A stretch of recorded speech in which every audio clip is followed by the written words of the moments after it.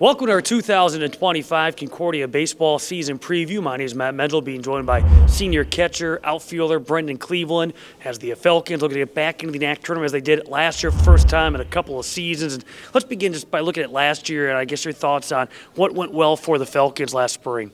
Yeah, last year was one of our first times being back in the playoffs since, I want to say, 2020, 2021. And that was a really cool experience for me and a lot of the guys who haven't been able to go there. And we all came together really well at the end. Everything started to click together. I'm hoping we get to keep that rolling this year, but started a lot earlier than we did last year. How about for you, a bigger role last year, ended up playing in 31 total games, hit 349 with 3 home runs, 29 runs batted in. What worked well for you last spring? Yeah, last spring I just changed my approach. Instead of trying to hit a home run every time, I just worked into line drives up the middles and just trusting my strength and doing what I can to help the team. But speaking of hitting home runs, you did hit 3 of them, including your first collegiate home run, which came against Carroll University on the 11th of March. What do you remember about that long ball? Yeah, the big thing I remember is missing first base, rounding that. But Kipe actually doesn't let me live that down. But I remember the first time, like as soon as I hit it, I was just like, oh, no way that's going out. It was a really cool experience to have that for my first home run. You speak of experiences, hit a home run as well in the NAC tournament against Aurora.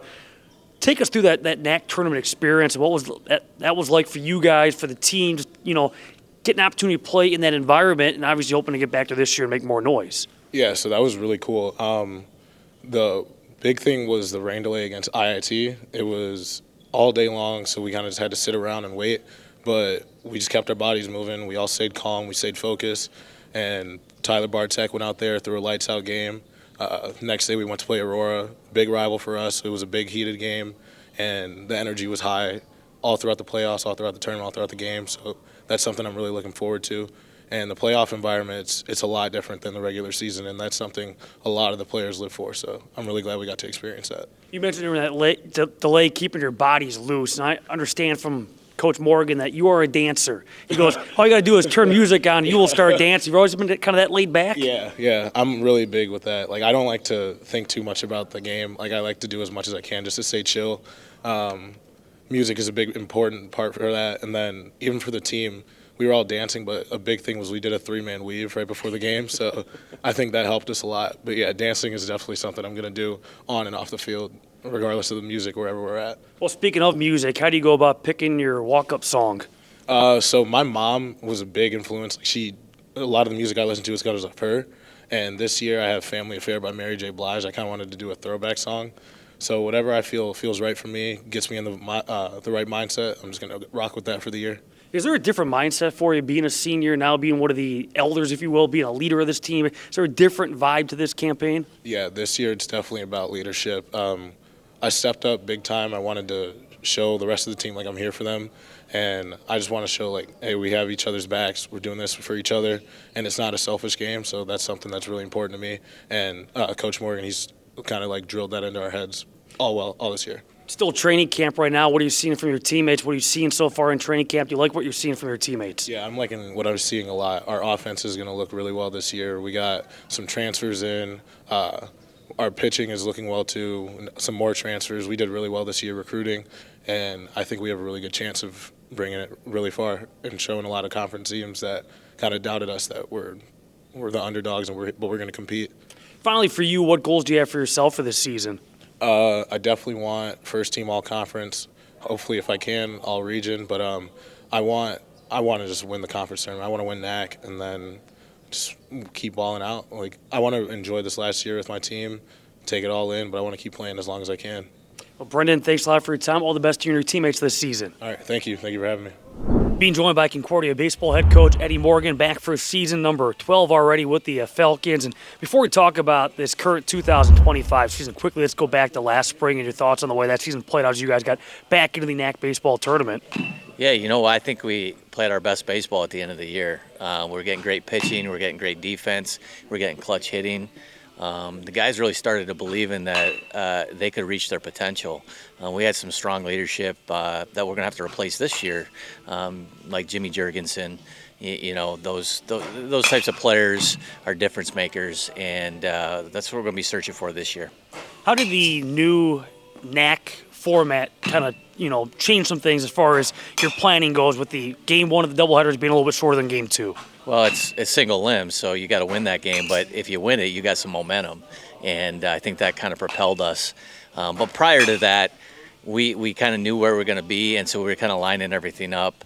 Obviously, playing in that game, you got to have deep pitching staff if you want to make a run, and if you go into extra innings, that kind of hurts a little bit as well. And we got into an extra inning game, Aurora, and if we beat them, then we're scratching, right? We're trying to figure out who's going to pitch, but I'd rather be in that situation than not. Well, besides the tournament, even talking regular season, just with the doubleheaders, with game one being shorter than game two at 7 and 9, how did that kind of change maybe your thought process, how you went about using pitchers, lineups, how that goes about? It's a totally different game because your starters, you're hoping to go 6-7, so you can really limit the use of your bullpen versus the 9-inning game, you're using a lot of your bullpen. And so it's kind of hard to try to simulate that throughout, the early spring. And so, we all like the 9-inning games and the 9-inning doubleheaders. That's more college baseball.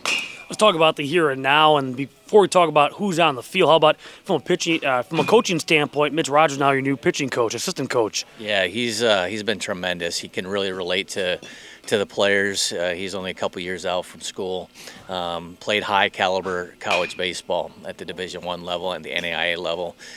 He's really brought a unique mentality, a really positive atmosphere around that pitching staff, and he really believes in kind of what I believe in. It's about controlling your tempo, throwing strikes, let your defense work. Let's get off the field as fast as we can on defense.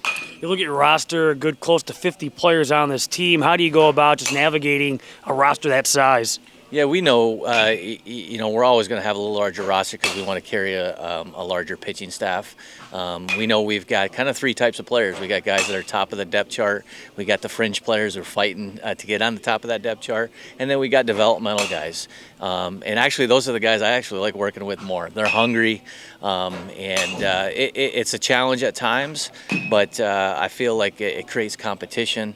It doesn't keep guys just, hey, this is my position. I gotta bring it every day. I gotta win the day. You have 16 freshmen on this roster. How have the new guys been fitting in? This is one of our better classes. I really believe that. We've got some catching depth that we wanted.